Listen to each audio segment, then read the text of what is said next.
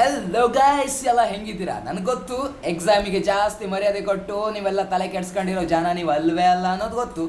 ಜಾಲಿಯಾಗಿ ಇರ್ತೀರಾ. ಬನ್ನಿ ವಿಷಯಕ್ಕೆ ಬರೋಣ. ಏನಪ್ಪ ಅಂತಂದರೆ ಆಲ್ರೆಡಿ ನಮ್ಮ ಫಿಸಿಕ್ಸ್ನ 4 ಚಾಪ್ಟರ್ನ ಒನ್ ಶಾರ್ಟ್ ವಿಡಿಯೋ ಆಗಿದೆ. ನೀವು ಅದನ್ನು ನೋಡಿದ್ದೀರಾ, ಅರ್ಥ ಮಾಡ್ಕೊಂಡಿದ್ದೀರಾ, ತುಂಬ ಇಷ್ಟಪಟ್ಟಿದ್ದೀರಾ. ಜಸ್ಟ್ ಅಷ್ಟು ಮಾಡಿದ್ರೆ ಸಾಕ ಎಕ್ಸಾಮ್ನಲ್ಲಿ ಸಕ್ಸಸ್ ಗಳಿಸೋದಕ್ಕೆ? ಅಲ್ಲ, ಅದ್ರ ಜೊತೆಗೆ ನಾವು ರಿವೈಸ್ ಕೂಡ ಮಾಡಬೇಕು. ಸೊ ರಿವೈಸ್ ಯಾವಾಗ ಮಾಡೋಣ? ನಾಳೆ ಕಂಡ್ರೋ, ನಾಳೆ ಬೆಳಿಗ್ಗೆ ಶಾರ್ಪ್ 6 ಗಂಟೆಗೆ. ಸರ್ 6 ಗಂಟೆಗೆ ಬೇಡ ಸರ್, ಮಲಗಬೇಕು ಸರ್. ಎಲ್ರೋ ಒಂದಿನ ಏನಾಗಲ್ಲ.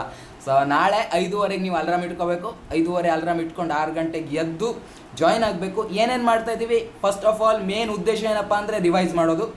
ಅದೇ ಪ್ರೀವಿಯಸ್ ಇಯರ್ ಕ್ವಶನ್ ತೊಗೊಬರ್ತೀನಿ, ಅದನ್ನು ರಿವೈಸ್ ಮಾಡೋಣ. ಹಾಗೆಯೇ ನಿಮ್ಮ ಮಾಡೆಲ್ ಪೇಪರ್ನ ಎಲ್ಲ ಕ್ವಶನ್ಗಳನ್ನು ಸಾಲ್ವ್ ಮಾಡೋಣ. Okay, previous year questions plus model ಪೇಪರ್ನ ಕ್ವಶನ್ಸ್, ಇಷ್ಟು ಸಾಕು ನಿಮ್ಮ ಬೋರ್ಡ್ ಎಕ್ಸಾಮ್ನಲ್ಲಿ ನೀವು ಔಟ್ ಆಫ್ ಔಟ್ ತೆಗೆಯೋದಕ್ಕೆ. ಅದರ ಜೊತೆಗೆ ಏನು ಬೆನಿಫಿಟ್ ಅಪ್ಪ ನಾಳೆ ಸೆಷನ್ದು ಅಂತಂದರೆ, ಒಂದು, ನೀವು ನಿಮ್ಮ ಡೌಟನ್ನು ಲೈವಲ್ಲಿ ಕೇಳ್ಕೊಬೋದು. ಅಲ್ಲಿ ಸರ್ ಲೈವ್ ಯಾಕೆ ಬರಲ್ಲ ಅಂತ ಕೇಳ್ತಾ ಇದ್ರಲ್ಲ, ಈಗ ಲೈವೇ ಬರ್ತಾ ಇದ್ದೀನಿ ಗುರು, ಲೈವ್ನಲ್ಲಿ ನಿಮ್ಮ ಡೌಟ್ಸ್ನ ಸಾಲ್ವ್ ಮಾಡ್ಕೋಬೋದು.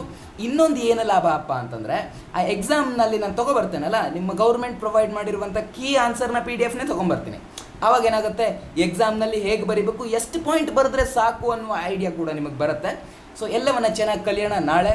ಸೊ ನಾಳೆ ಶಾರ್ಪ್ 6 ಗಂಟೆಗೆ ಮರಿಬೇಡಿ.